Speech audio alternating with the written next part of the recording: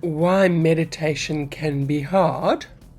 Well, it can be for various reasons. What is it about something as simple as sitting still and watching our breath that evokes a bit of panic, even fear? We hear all the hype about how good meditation is, so we give it a try, and then we wonder why we're doing it. Why are we sitting listening to the constant chatter in our head, with our minds continuously wandering all over the place? There are several common reasons why meditation can be hard. We are such human doings rather than human beings, living our lives at 100 miles an hour. So sitting still and quietening our minds can be difficult for those of us who are used to constant activity. Impatience with the meditation process itself can also hinder progress because we expect the benefits to be immediate. And this expectation can create more stress, making it even more difficult to relax. And this is where resistance can make an appearance, because meditation can bring about self-awareness, and we may need to confront and accept certain aspects of ourselves. And facing our thoughts and emotions can be uncomfortable.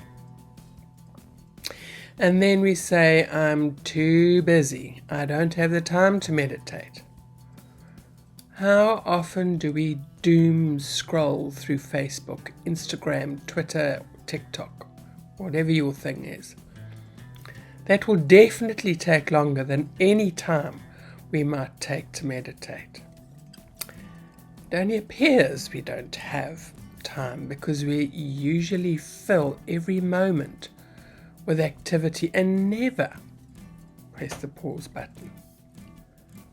So there will be time to meditate if we want to. And so often meditation is misunderstood. There's a misconception that meditation requires to completely clear the mind. It's definitely not that. We're not robots. It's about quietening the mind and focusing on the breath or on our senses when our mind wanders. Surprisingly enough, trying to stop your mind from thinking is like trying to stop the wind. When we attempt to sit still and quieten our mind, more often than not, we find that chatty monkey noises have taken charge of our minds. This is nothing new. It's just that when you start to meditate, you become aware of it. Whereas before, you were immersed in it, unaware that this chatter was so constant. It's estimated that in any 30-minute session of meditation, we may have upward of 300 thoughts. And that's from years of a busy mind, of ruminating, years of stresses and confusion and self-focus, and the mind has no idea how to be still. Rather, it craves entertainment.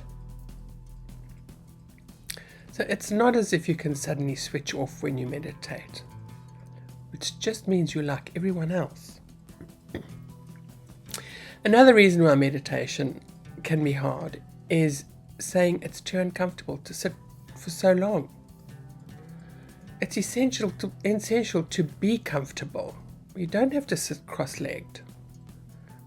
It's about being comfortably upright. You can even do a walking meditation. Moving meditations can be just as beneficial as still meditations. And then we complain that there are too many distractions. A good one is, it's too noisy. So just allow the noises. All the different noises can make up your own personal orchestra. It's all yours. The quiet you're looking for is inside of you, not outside. The more you sit, the quieter, more joyful the mind becomes. And remember, music needs to be played for hours to get the notes right. Being still happens in a moment, but it may take some time before that moment comes. That's why we need patience. And no meditation is ever the same. We get hooked into thinking that we're no good at it and we'll never get it right. It's impossible to fail at meditation. Even if you sit for 20 minutes thinking non-stop meaningless thoughts, that's fine. It quite frequently happens to me, and I still feel the benefit of having spent that quiet time with myself. Just remember, there's no right or wrong way to meditate. Just do it. The important point is that you make friends with meditation. It'll be of no help at all if you feel you have to meditate, and then feel guilty if you miss out a day, or if you only do 10 minutes when you'd promised yourself you'd do 30. It's much more beneficial to practice for just a short time and to enjoy what you're doing, rather than to sit there teeth gritted because you've been told that only 30 or 40 minutes will have any effect. Meditation is a companion to have throughout life, like an old friend you can turn to when in need of support or inspiration and clarity. It's to be enjoyed. I can't stress this enough. So to wrap up, facing challenges in meditation is normal, and progress often comes with time and consistent effort. It's not about forcing the mind to be absolutely still.